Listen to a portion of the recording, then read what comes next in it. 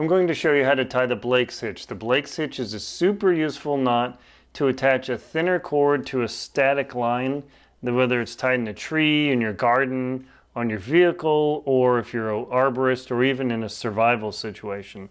The Blake's hitch is super handy compared to the prusik, which requires this to be tied together and then you loop it together. This can actually just use the end of a line, so the Blake's hitch is a very useful hitch to know.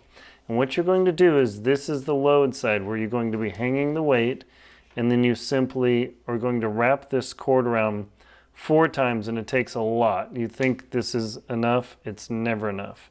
So we're going to go 1, and that's the second, 1, 2, 3, 4. So we come around here. So you've got 4 loops there. And then the running end here is going to go over the standing part of the load side right here. And we're going to pass under this loop here and then under one more loop. And I'll explain what you might think would be a better idea and why it doesn't work. I'll show you that in a moment. And then this, the running end passes just like this. You can see 1, 2, 3, 4, only 2 of the 4.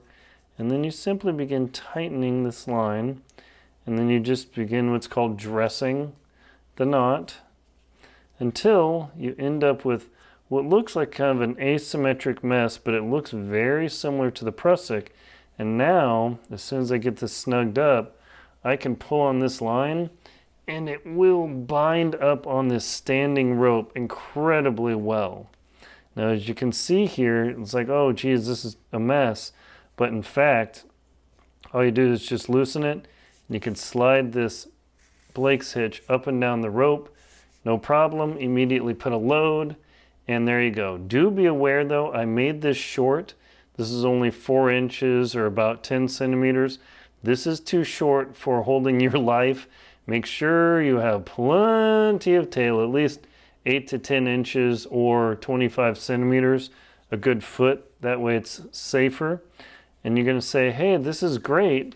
Why don't I pass the running end under all of the loops? And I'm going to show you the reason that is not what you want to do. So I got to loosen this up a bit.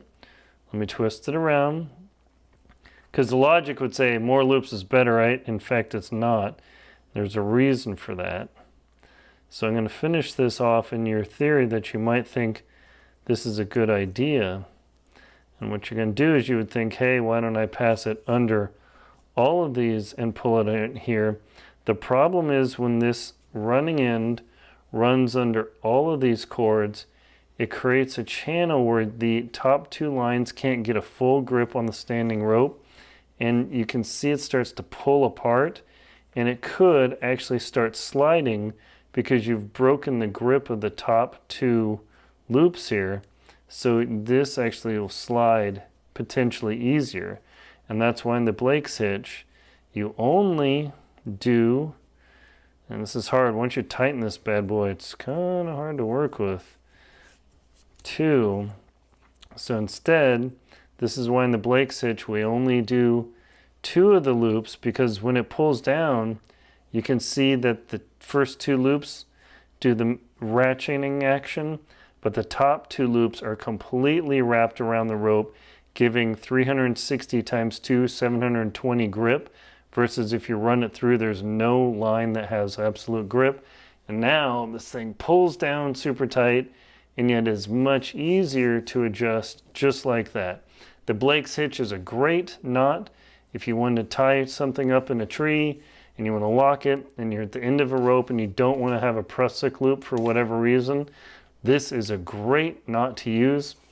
Knots like Blake's hitch and others are featured in my book, The Most Crucial Knots to Know. Check out links in the description.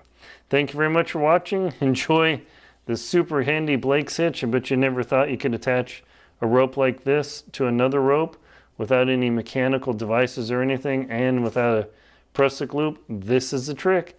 Thank you very much for watching.